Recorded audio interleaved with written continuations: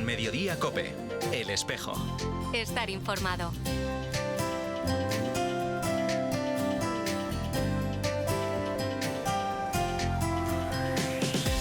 Buenos días, querido oyente. Bienvenidos a un nuevo programa del Espejo de Guipúzcoa. Soy Iván Benco y te recibo este mediodía de COPE a la 1:30 para hablarte de la actualidad de la diócesis de San Sebastián, de sociedad y de cultura. Empezamos en este programa de hoy 3 programas que vamos a tener centrados en historia, donde nos visitarán 3 historiadores. Y hoy vamos a comenzar con Josu Usabiaga, historiador que está cursando un máster en edad contemporánea con la intención de encaminarlo hacia un doctorado de historia. Además trabaja como redactor y coordinador en la revista y empresa de gestión cultural Nómada Cultural. También tiene una revista, Nómada Cultural, en la que han hecho un artículo en el que hablan sobre la tradición religiosa y aquello más visitable que tenemos en San Sebastián dentro de nuestra iglesia guipuzcoana. Hoy nos acompaña para compartir con nosotros un interesante hallazgo que se encuentra en el archivo diocesano, el archivo de la diócesis de San Sebastián, un grabado que traza e ilustra la caza de ballenas, un testimonio fascinante sobre el pasado marítimo y la tradición ballenera de nuestro territorio. Así que en primer lugar, Josu, bienvenido al Espejo. Muchas gracias por invitarme, Iván.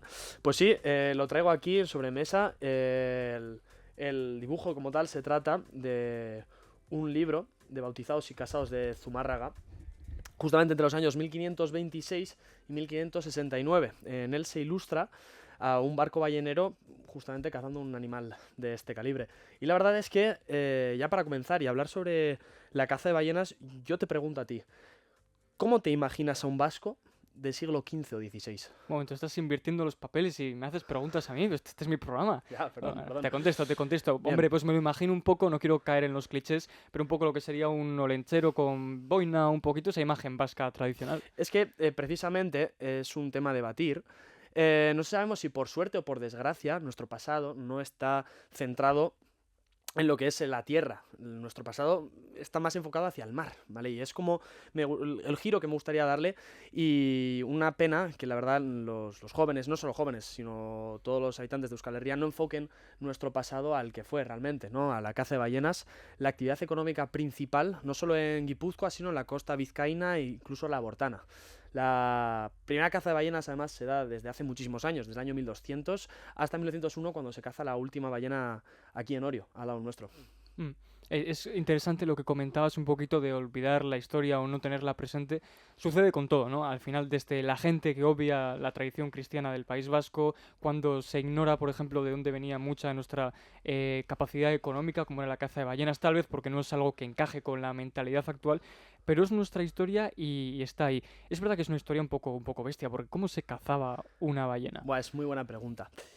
Sobre esto empecé a pensar después de acabar la carrera, en un momento en el que no sabía dónde enfocar mi futuro profesional, y un día me pregunté, ¿cómo se caza una ballena? Es tan sencillo como eso. Que a mí me suele pasar, me despierto las mañanas y digo, ¿cómo se caza una ballena? Bueno, una ballena es muy difícil de cazar, ¿vale? Precisamente en nuestra zona se cazaba un tipo de ballena, que es la ballena franca o ballena vasca. Un animal, bueno, había varios tipos de caza de ballena. La primitiva era colocarnos en un altillo. En este caso, en Donosti, en sus alrededores, suele ser o bien el monte Jaizkibel o el monte Ulia, donde todavía quedan atalayas. De la propia atalaya a avistar al animal, siempre solían pasar hacia la zona de noviembre, febrero. En aquella época, esta zona del Golfo de Vizcaya es un jacuzzi para ellas, y son 15 grados de temperatura. Y cuando avistase la ballena, salían rápidamente desde los puertos remando, ya que era muy importante clavar primero el arpón. Había una ley llamada la ley del arpón. Primero que clava el arpón, se queda con la mejor parte de la ballena. Y de ahí, bueno, extraer todo lo que se podía extraer de una ballena. Claro, porque el de la ballena se utilizaba absolutamente todo. Todo. De hecho, no te he contestado cómo cazamos la ballena, es verdad. Era una manera un poco complicada y sobre todo arriesgada. Era muy violenta. Al clavar el arpón en la ballena, la propia ballena se hundía. Era su manera de defenderse, bajarse al agua.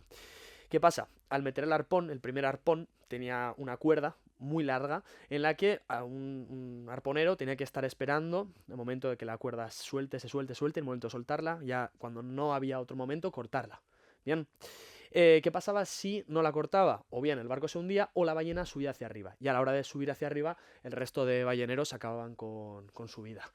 Y bueno, de ahí lo dicho, es que se aprovechaba todo. Sobre todo se aprovechaba la grasa. La grasa se solía fundir en hornos muy grandes donde sacaban, bueno, una especie de aceite muy calórico que servía para iluminar todas las calles de toda Europa, realmente. No solo eso, también se aprovechaba la carne, que no sé si nunca has probado una carne de ballena, yo No, la verdad es que no. Tampoco una suela de zapatilla, pero dicen que se asemeja mucho y Eso es un buen indicativo de lo sabrosa que es la carne. Sí, no era mucho, la verdad. Nada, se solía dar para los animales, pero no solo eso, también se aprovechaban los huesos, sobre todo para los huesos más grandes para edificaciones incluso, los más pequeñitos para taburetes o, bueno, materias más pequeñas.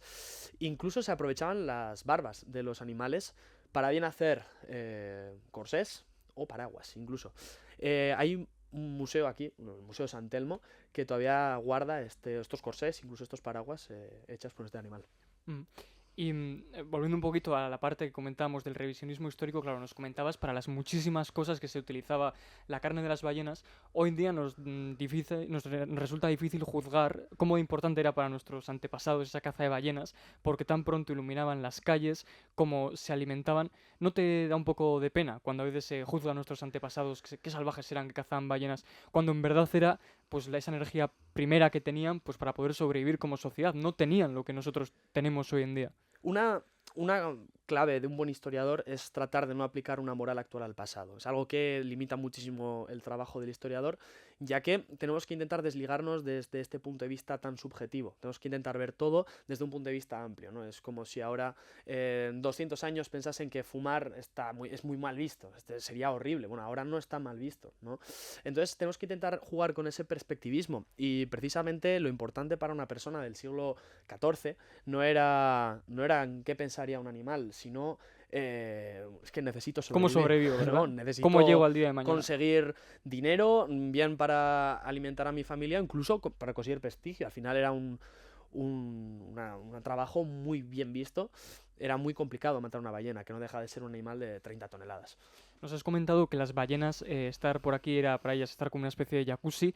¿Por dónde solían andar? ¿Cuáles son esos focos de caza principales a los que nuestros antepasados vascos pues viajaban en viajes, expediciones muy peligrosas en sus barcos para obtener ese preciado botín? Es muy curioso porque es algo que, de hecho, tener la capacidad de marcharse en el siglo XIV a otro continente es algo que ahora mismo no podríamos ni imaginar. Claro, y por poner en contexto, esa gran aventura de los océanos llega en el siglo XV, es decir, eran visionarios. Claro. La caza de ballenas data del año 1200. Lo que pasa es que las ballenas van ampliando su horizonte. Digamos que empezamos a matarlas a esta zona y dejaron de aparecer por aquí. Sí, por lo que sea, se les quitaron las ganas, ¿no? Sí, como un caramba, yo no me voy de aquí, mejor. Empezaron a marcharse a otras partes. Primero los vascos fueron haciendo distintas incursiones. Meto a vascos como labortanos, guipuzcoanos y vizcaínos, sobre todo. Primero a la zona de Galicia, y ya de Galicia se expandieron a otras partes, bien al mar del norte, como Terranova, sobre todo a Terranova, la zona de Labrador, Canadá, la zona de Islandia también. A lo largo de los siglos XVIII es verdad que hubo distintos intentos de buscar ballenas en otras partes del mundo, como por ejemplo en Brasil o en Patagonia, pero no fueron fructíferas. No hubo ni ayuda del Estado para esas empresas, ni ballenas que cazar. ¿Y cuándo dejamos de cazar ballenas? Porque estamos hablando de que se cazaban ballenas porque se necesitaban. ¿Qué cambio hay en la sociedad? ¿O por qué de repente, como empezamos a cazarlas, dejamos de cazarlas? ¿Cuándo y por qué sucede eso? Bueno, al final es un motivo multifactorial. Hay más de un motivo que hacen que los vascos dejásemos de cazar ballenas. Digamos que el máximo apogeo de los cazadores vascos fue en el siglo XV. Bien.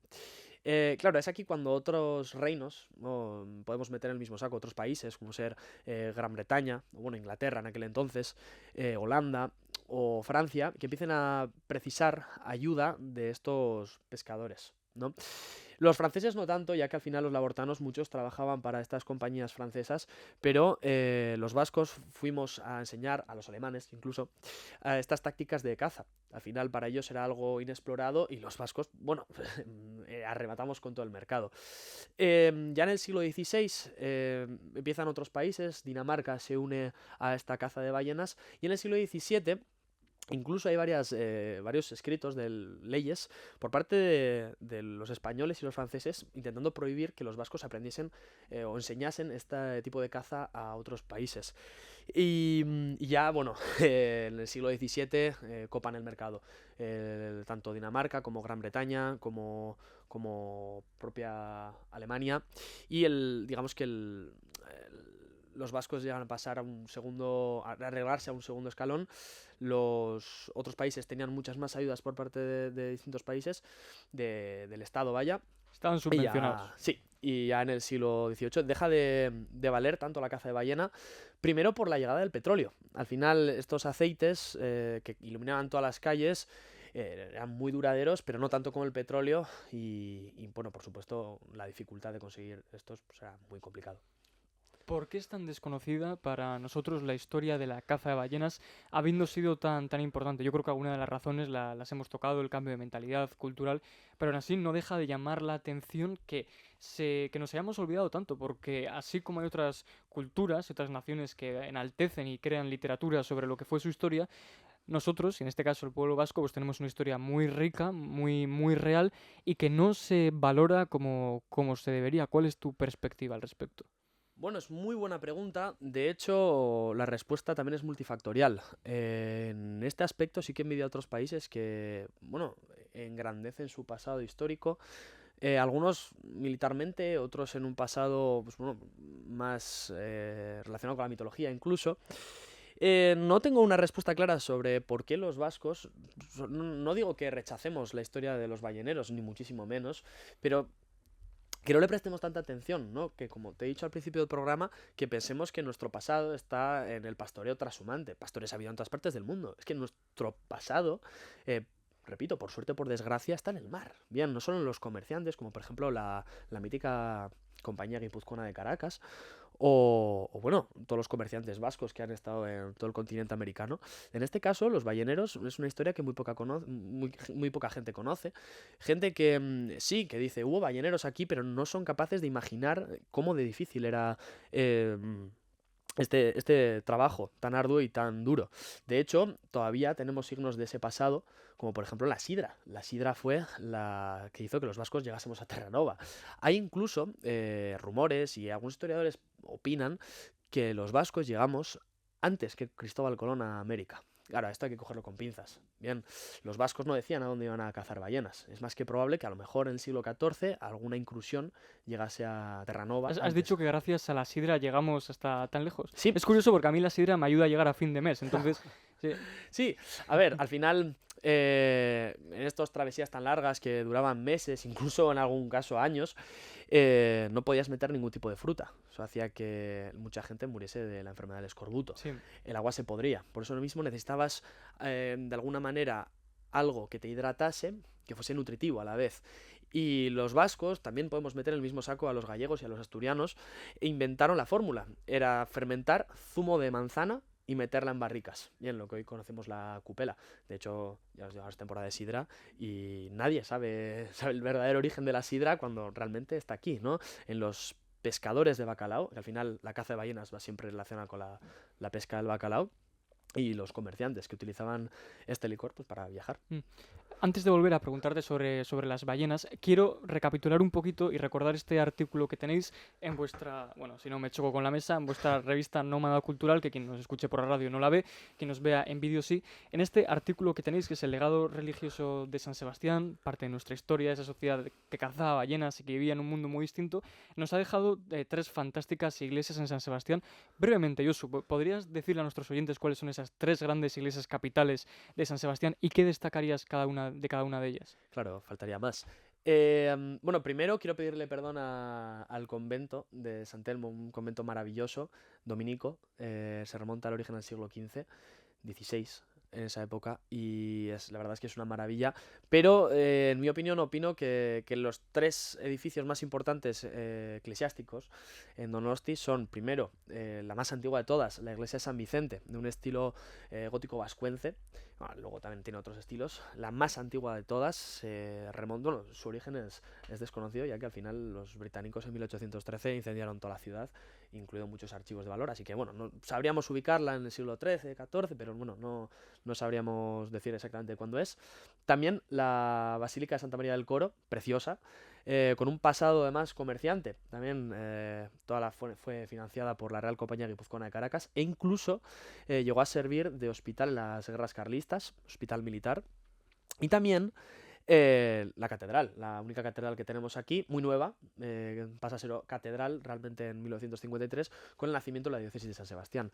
Así que bueno, a todos los que nos estén escuchando, a los que nos estéis viendo, es la revista, este es del número 1, acabamos de sacar la número 2.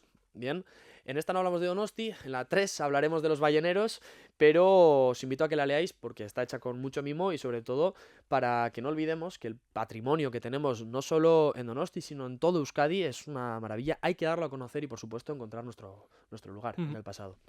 Nos estamos quedando sin tiempo, pero no quiero dejar sin comentar algunas de las fantásticas historias que sé que atesoras sobre la caza de ballenas. Entonces yo aquí te dejo que te explayes y que nos cuentes. Si tuvieras que contarnos alguna de esas increíbles historias míticas de la caza de ballenas, pero que igual no todo el mundo conoce, ¿de cuáles nos hablarías, Josu? Bueno, primero me gustaría mencionar que si queremos conocer esta historia, tenemos unos museos maravillosos con muchísimo trabajo, como puede ser la construcción del barco Albaola, que están reconstruyendo un barco ballenero, la nao San Juan, del 1565, ya perdida en Red Bay.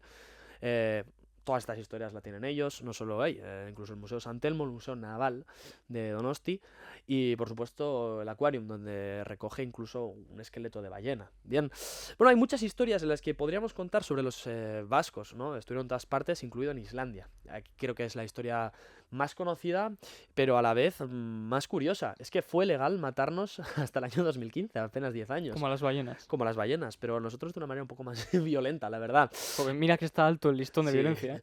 La verdad es que sí.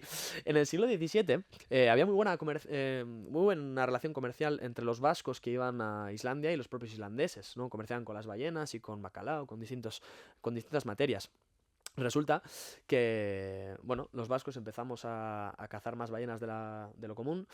Hubo un maremoto, parece ser, que destrozó muchos barcos islandeses y, claro, al final pues, los islandeses no tenían manera de cazar la ballena. Viendo esto abuso de los vascos, el rey Cristian IV, hasta 1918, si no me equivoco, Islandia fue Dinamarca, mandó una orden que era legal matar a vascos en Islandia. De hecho, fíjate que se llamaban tan bien que había un idioma híbrido, el idioma pidgin, vasco-islandés.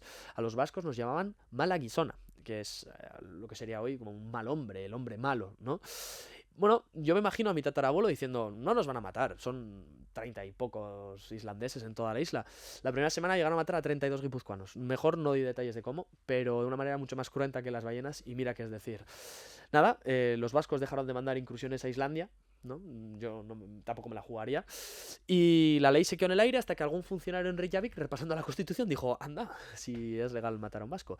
Y por eso de los derechos humanos, respetar la vida y demás, pues la quitaron. Y para mí esa creo que seguramente sea la historia más increíble de los islandeses. O por ejemplo, la de los inuit. Yo si ahora, por ejemplo, te digo Apaisa Cobeto, ¿tú qué me contestas? Que sí. Que sí, ¿verdad? Hubo una época en la que los vascos estuvimos en Terranova, hemos hablado todo el programa sobre eso. Y resulta que los vascos tuvieron muy buena relación comercial con los inuit, los mal llamados esquimales. Fíjate que los inuit eran bastante beligerantes, tuvieron muchas trifulcas tanto con holandeses, con británicos, incluso franceses, pero por algún motivo los vascos, pues bueno, se relacionan muy bien con esta tribu, o bueno, mejor dicho, pueblo nativo, que llegó a aprender euskera, y sobre todo este término, apaisa cobeto. A lo mejor, si los que nos estáis viendo o escuchando, si preguntáis a los más mayores y preguntemos ¿qué tal estás? Ellos nos contesten apaise cobeto, ¿vale? En castellano sería los curas mejor. Y es que hubo una época en la que esta frase era muy común y los propios inuit llegaron a aprender esta frase, llegar y comerciar y decir a un inuit ¿qué tal estás? Y que te conteste en euskera. Pues Josu, con este recuerdo de que el euskera llegó muy lejos, de que nuestra tradición es muy rica en todos los sentidos, en nuestro legado religioso, también en una cultura económica de comerciantes que nos ha hecho cruzar los océanos. Gracias por habernos acompañado. A vosotros. Os deseo mucha suerte para que sigáis con este trabajo de recordar quiénes somos y dónde hemos estado. Nosotros aquí en El Espejo continuaremos con nuestro repaso histórico. Y Josu, mila esker etortzeagatik. Zuei.